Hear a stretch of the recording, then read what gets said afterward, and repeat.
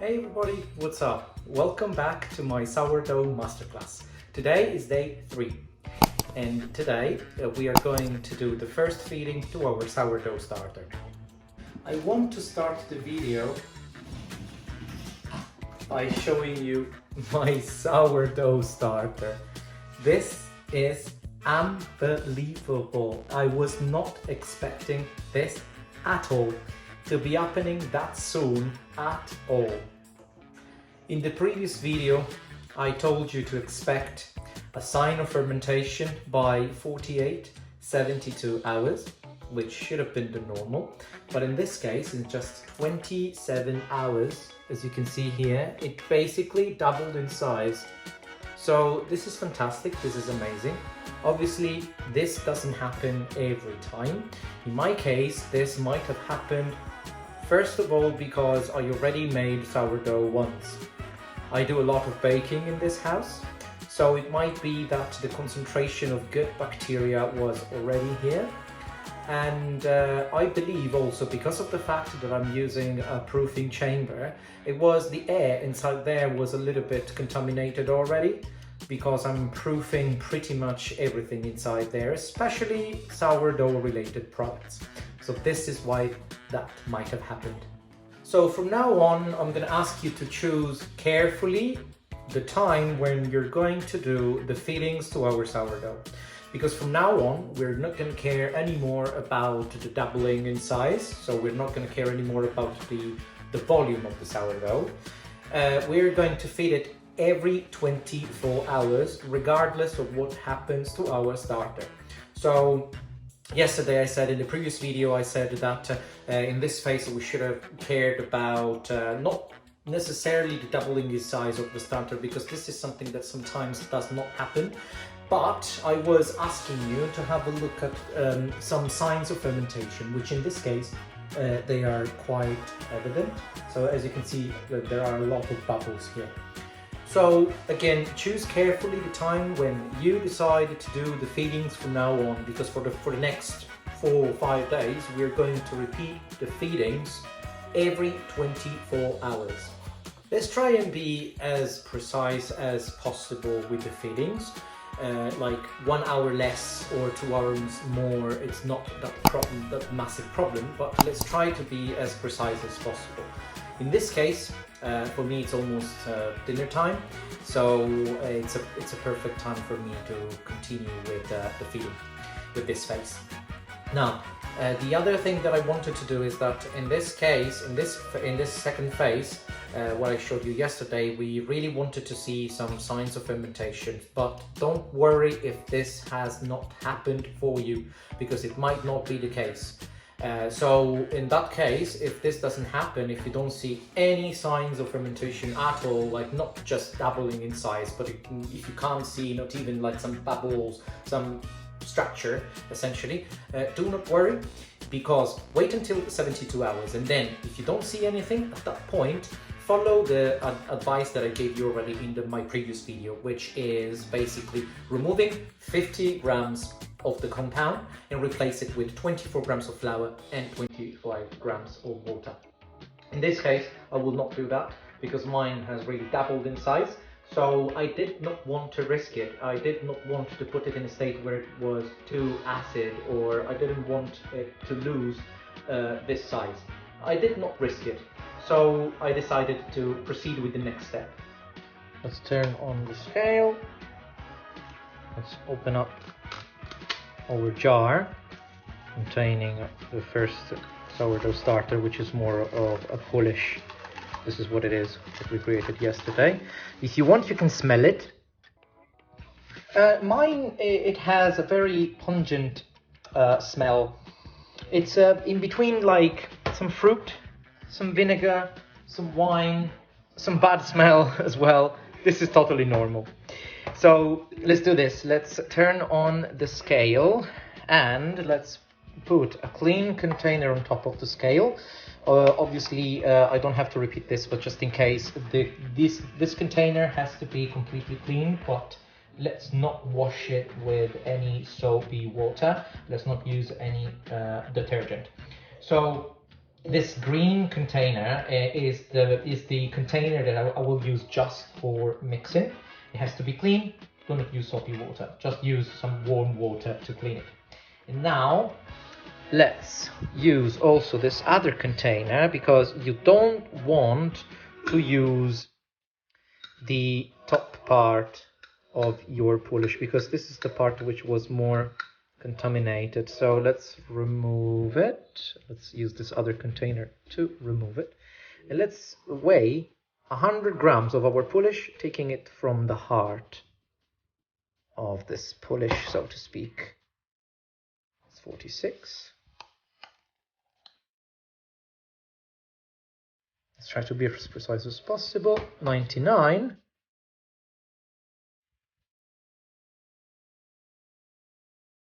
101. That's perfectly fine. So now the smell of this compound at this time, it's a bit, as I said, it's a bit unpleasant. It's a mixture of, again, as I said, wine, apple, fruit, but it's completely normal. It's absolutely normal. Do not worry at all at this stage. It's fine. It's completely normal. We weighed 100 grams, and what I'm going to do now is to clean this container here. So I'm going to remove the rest of the compound that we created yesterday thanks to the contaminated water and the rye flour. I'm gonna remove the excess all on this container here and remove it. And now what we want to do, we're going to clean this container, because in this container here we are going to put our sourdough again, but obviously we cannot put it in this state because this is quite dirty. So I'm going to clean it with just warm water. Do not ever use any soap. I can't stress this enough, otherwise this is going to ruin the whole process. Now let's use some kitchen roll sheet of paper to dry completely, dry clean this container that I just cleaned with warm water. So it's perfectly clean and there's no drop of water inside. That's it. It's perfect. It's clean. Now what we're going to do is to use the flour, as I said, the type 0 flour. We're going to mix it into the poolish to make it a little bit more stiff. So I can't repeat this enough. Just use a very strong flour. In this case I'm using a Manitoba type 0 flour, which has 14 grams of protein. Use a very strong flour, like with a W of 360, 380, very strong. In this case I'm using a Manitoba Oro from Caputo here. But this flour must be used for all the feedings that you do to your sourdough, for the entire life of your sourdough.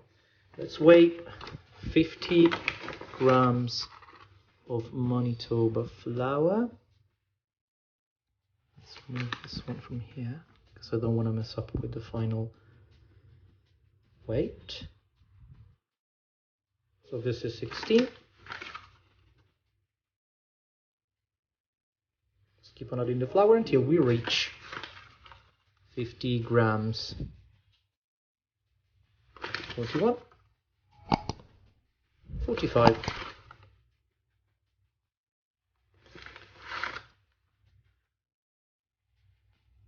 Okay. Let's remove a little bit to reach 50, precisely 50. 50. Okay, that's it.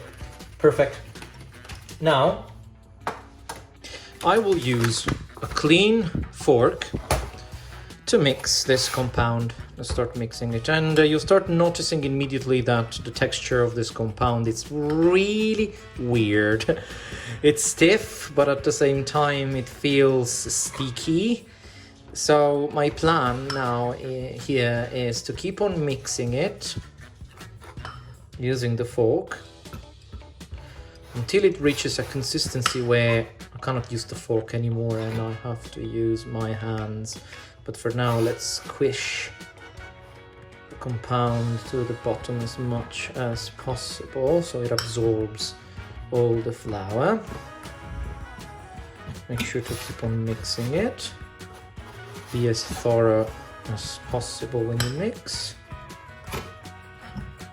And obviously I'm using this container just to mix the compound. I won't leave this here, but I will move it to this other container that it's clean and it's waiting for us. So now when it reaches this consistency, I'm going to use my hands. Obviously the compound is quite sticky and it's quite stiff for the simple reason that we used the wholemeal organic rye flour yesterday. So I know that it feels weird under your fingers, but keep on mixing it. And the goal here is not to do anything fancy. The only goal here is just to make sure that all the flour is completely absorbed. So don't leave any residual flour on the bottom of the container. Just keep on mixing it until it's all ready and there's no more flour on the bottom of the container. What are we doing in this phase by mixing this compound? Well, in this phase, thanks to this feeding, we are making our compound stronger. We are nourishing it with flour, with further starch contained within the flour and sugars, and reducing also dehydration, because I want to remind you that here we are looking into creating a stiff sourdough starter. So that's what we're doing in here. By adding the flour, we are adding more starch to it, which is basically the nutrients that the good bacteria need to keep on going on with the fermentation. So obviously at this point, do not expect it to double in volume anymore in the next 24 hours. This is totally normal, because obviously it changes to liquid to almost solid, because in the first phase we basically created a poolish. Now we're making it a little bit more solid, actually completely solid now. So do not expect to rise or to double in size that much, but we do not care at this point. From this phase onwards, we are not going to care anymore about the volume of our starter. We are going to feed it regardless every 24 hours. It could be a little bit sticky, but it's fine, because we use our hands, and we're going to make sure that all the flour is completely absorbed. And let's grab a little piece from the bottom of the container. So we added everything. So we are done now. It's almost like a ball. We can move it inside of the container that we previously cleaned just with warm water. Let's move it to the inside of the container and let's push it down. Let's push it down like this. And we're doing this, as we did already yesterday, to level it as much as possible, so then we can apply the rubber band to track the volume of the fermentation. But again, we're tracking it, but do not expect to rise that much in size for the reason that I previously mentioned. But let's do this anyway, so we can apply our rubber band at the end. Perfect. Just do like that. Now, this is ready. Do not worry about the level anymore, as I said. Just make sure to feed it every 24 hours. Now we're going to cover it with cling film as we did yesterday. We are going to apply some holes because we want the air to flow in. And we're going to leave it in a warm environment for 24 hours at 24 degrees Celsius or 75 Fahrenheit. Again, as I said in my previous video, if you cannot find an environment which is warm enough, then a little trick is to use your home oven. Then you can move this container which contains your compound inside your home oven, which is switched off obviously, but with the light mode on. Obviously, if you leave just the light on inside your home oven, it could reach the temperature of 28 degrees. So to keep it down at 24, a little trick is just not to seal completely the door of the oven, but to put a wooden spoon in between the door, so you avoid sealing it completely, you avoid closing the door completely, and you can make sure that some air flows within, and basically your temperature will be around 23-24 degrees. Let's put the cling film on top to close our container. That's it. Let's do like that. It's very tight, but also let's use some toothpicks to apply a lot of holes in here. Be generous with the holes so the air can really go in, because our compound has to breathe, and the bacteria, the good bacteria contained in your kitchen, they really have to contaminate it. That's fine. Now let's put our rubber band here to track the level. Perfect. Everything is done. I will see you in 24 hours. Let's remember to leave your compound at 24 degrees Celsius for 24 hours. And I will see you tomorrow so we can proceed with the fourth phase.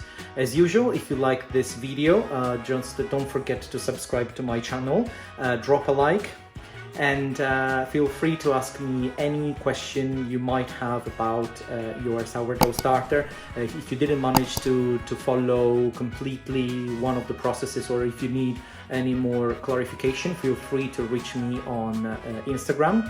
My account is Kneading with Franco. I'll see you tomorrow for the fourth phase.